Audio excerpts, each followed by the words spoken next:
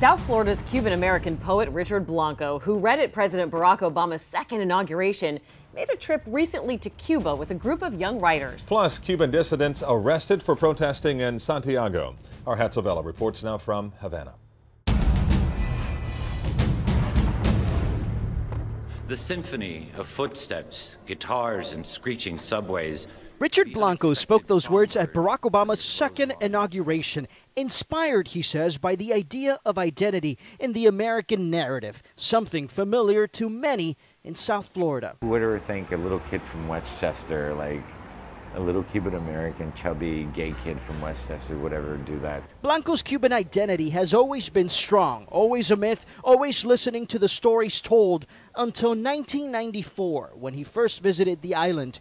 Cuba was still under the grips of the special period. I was writing and I needed to explore. I finally felt like I needed to ir a la cuna, to the crib of where all these ideas of who I was came from. Lots of stories to tell, especially the changes he has seen since he first visited. He describes them as drastic, even going back 5-6 years. A renewed sense of self and self-empowerment that I hadn't seen in other times. The mirage of selves vanished.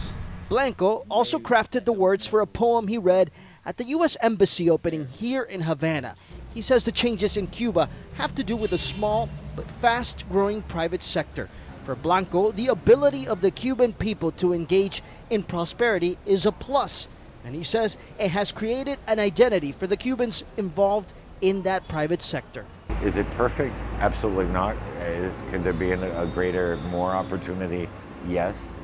But certainly that's been the biggest change. He finds there's a whole new dialogue, and the poet remains skeptical about the new Donald Trump policy towards Cuba. He was speaking without really enough understanding of what was happening. He doesn't object the U.S. can be more demanding of the Cuban government, but it has to be with respect. As the saying goes, hablando se resuelve todo, right? By talking, he says, we can resolve everything.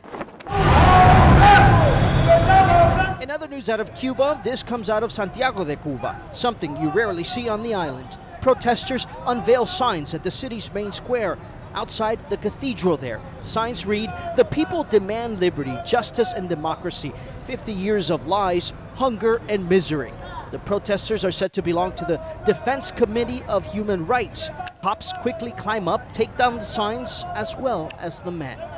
I'm Hatzavella, Local 10 News, Havana.